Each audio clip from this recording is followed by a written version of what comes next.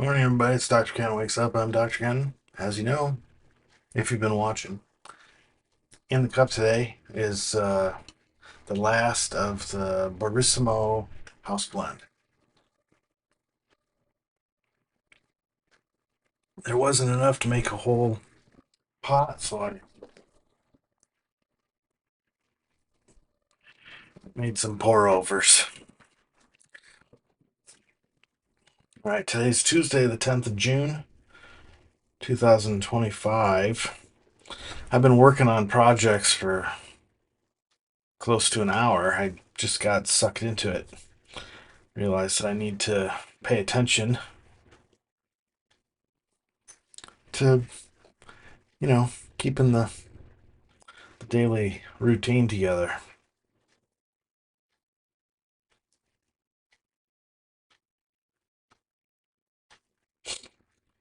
Try to get into Wordle and do that. I'm going to go with the old favorite.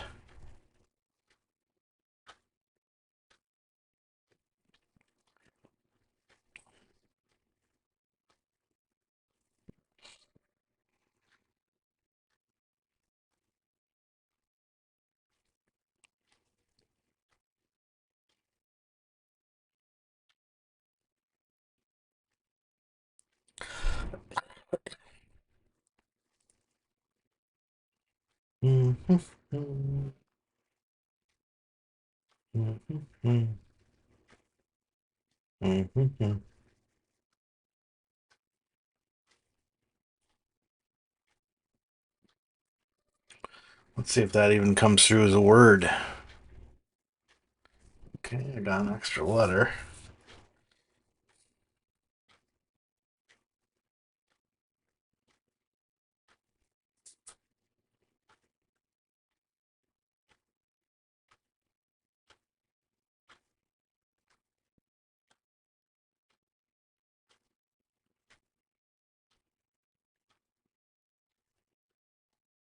I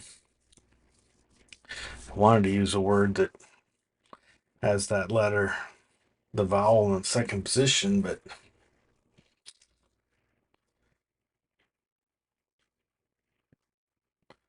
I know this is very exciting to see.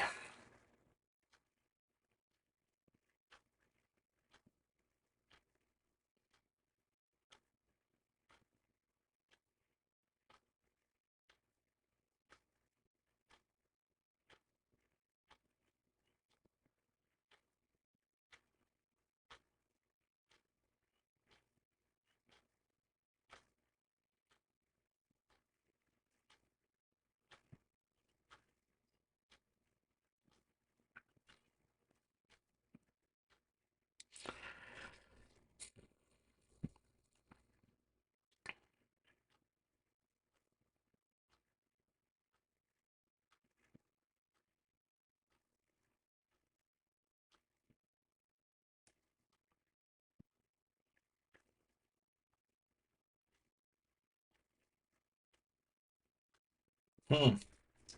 Well, how am I gonna?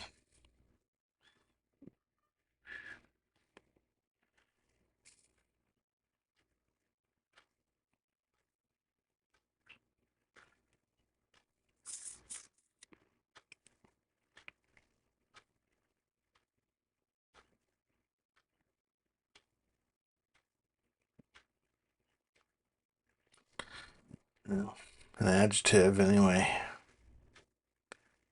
Ooh, well, that's that's important.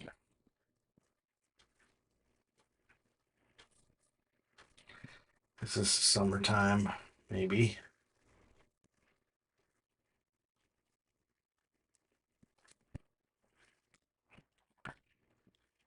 So there you go. We did it. Um, Today I started working on projects. The two classes I'm teaching this summer, both of them had due dates last night, so I can start contacting people if they're missed a deadline. Had a conversation yesterday with a colleague about the nature of instructors. The instructor, what do you want to call it? The instructor ethos in math and science versus what we've got in our profession. So, got some coffee on my shirt. Um, and it appears, as my friend was talking through the scenario,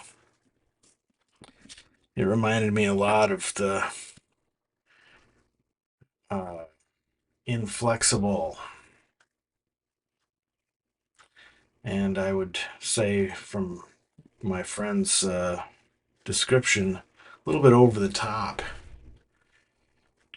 where a person taking a class was allowed to use formulas that were provided in a math class. Student used a formula that wasn't on the sheet and didn't know that if you did that, you had to defend your choice to use that instead of one that was provided. Sounds a little, to me, counterintuitive vis-a-vis math, because if it's a formula that is more efficient or more effective, wouldn't you choose that one rather than having to defend it?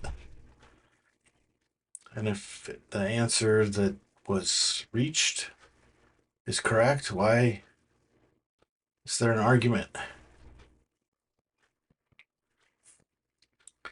It's as if the instructor believed that the student was only allowed to know the stuff that I had told them. The students are only allowed to know the information I've told them, which is a little self-centered on the lowest end of the scale, narcissistic on the top end. And then it reminded me of a conversation I had with a professor that I ultimately respected and liked very much, who sort of took delight. They took delight in tripping people up. And I said to this guy, the point of trying to teach somebody about this stuff is to help them to be successful in understanding it, not in trying to trick them into failing. And then, just to fill out the rest of the story, I was reminded of, in the history of assessment, the intention was always to measure how much a student knows. So you give them a test, and however many they get right is how much they know. Let's take away the argument of reliability in that type of a suggestion, just for the minute. Another person suggested later that perhaps a person could use a group of students, like all the students that are in your class. You could use an average of their performance on the tests as a proxy for the ability of the teacher to teach. And that set teachers into a frenzy. I don't have any citations for this. It's an anecdote that I remember hearing. And I think the specific example was in spelling. So the teacher would tell students to learn spelling words, and then at some point they were told to spell the words, and however many words they got right, gave the student a increased grade, and all they got wrong, they didn't get those points and whatever. And so a person came along and said, well, maybe you can use your student performance grades as a proxy to tell an outsider how well it is that you can teach spelling. And teachers didn't like having to rely on the ability of their students to say something about their ability to teach.